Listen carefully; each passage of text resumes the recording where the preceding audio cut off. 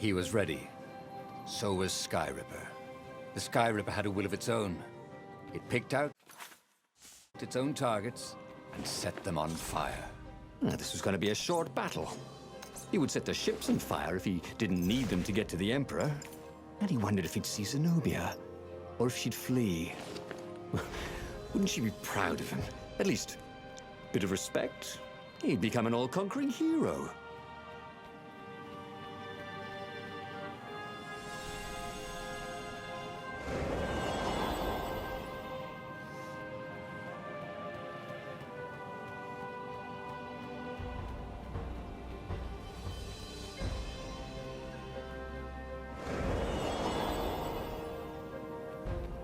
Ronaldo felt like he was ready to learn new things. Thank goodness he didn't have to go to school for that.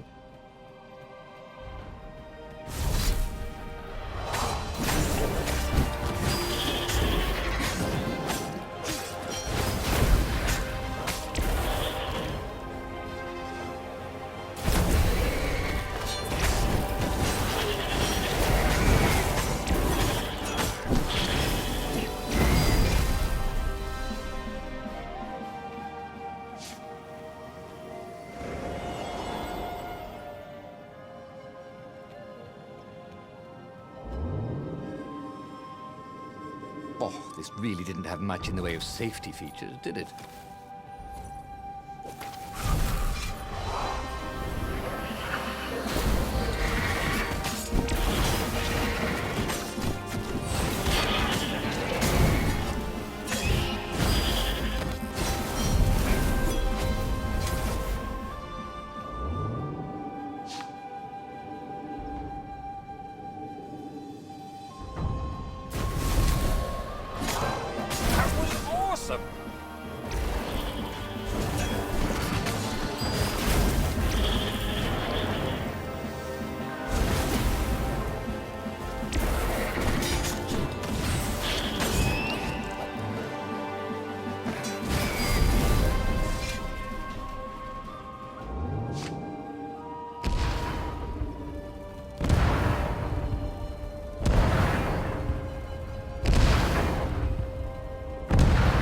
Parchment on a signpost. It was from her. Every time you fire, you risk the destruction of the universe. That's insane. We surrender. A trick? Maybe she really believed it. He could hear horns blaring the retreat. Maybe it was true. Maybe they had one. He was sort of yanking his own chain, wasn't he?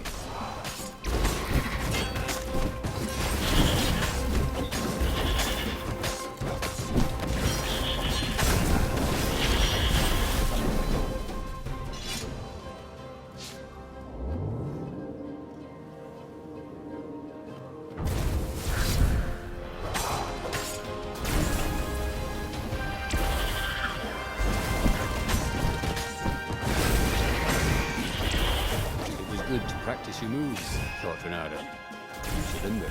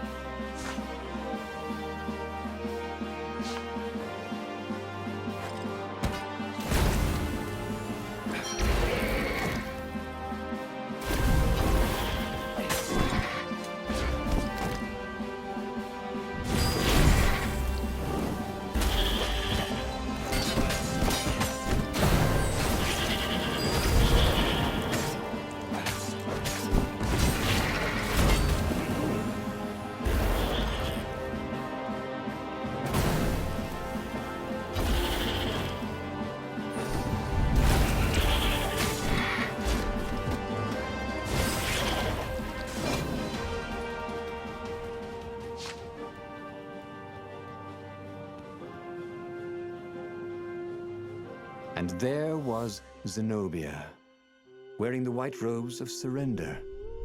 She came and kneeled before him. Why didn't you listen to me? I was trying to save you too. You're the enemy, he said. I was never your enemy, Renato. Then she spoke a terrible word and made a gesture with her hand. She stopped moving, covered in frost, and he wondered why she'd frozen herself. Then the Sky Ripper froze, and then, for a moment, he felt very cold and discovered that he couldn't move. The next thing he knew, the sun was a giant, monstrously red. It took up half the sky, and he was in a parched red desert. And then he was on fire. Okay, that was weird. He could have sworn he just died. Instead, he was on the Farfarer, sailing away from Ubar. And it was still burning. He'd fled burning Ubar years ago, hadn't he? And now he was back there. Had all those years fighting the Empire been nothing but a vision into the future? A useful vision if it was true. He'd learned something. Zenobia still had feelings for him.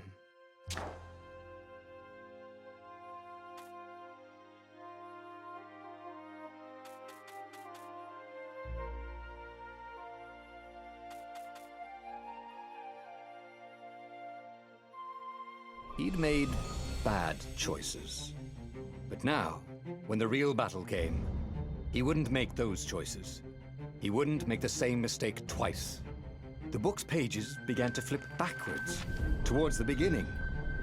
And he realized that his adventure was just beginning. The clouds parted over the Isles of Boreas. It was time to choose. The rebellion was in trouble. Ravens were scouting for the secret rebel base. They needed a game changer. Pieces of the Sky Ripper had surfaced, or so a scholar in the mountains had told him. Surely the weapon that banished the lost gods could defeat the Emperor.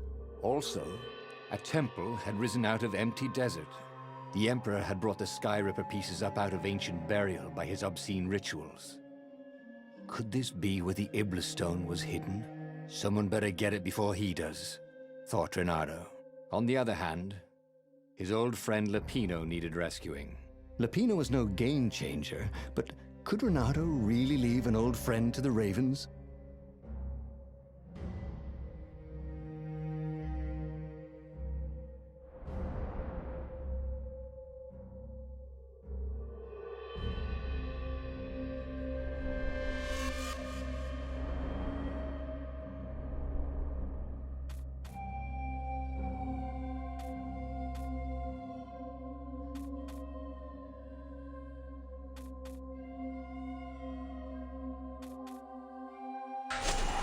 The island was windswept desert. No one went there except ostriches and ostrich hunters. The Iblis stone. It sounded ominous. It sounded powerful. If the Emperor was searching for it, it must be dangerous. And so, Bernardo went ostrich hunting.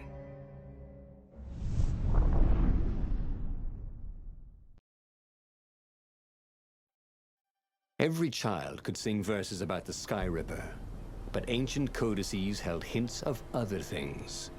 A stone that ate souls, a ruby that drank blood, a jewel only a righteous man could give away. Were all these things the Iblis stone? Long hidden in a buried temple? Another ancient item that was only resurfacing now? Drawn up from the deeps by the Emperor's horrific rituals?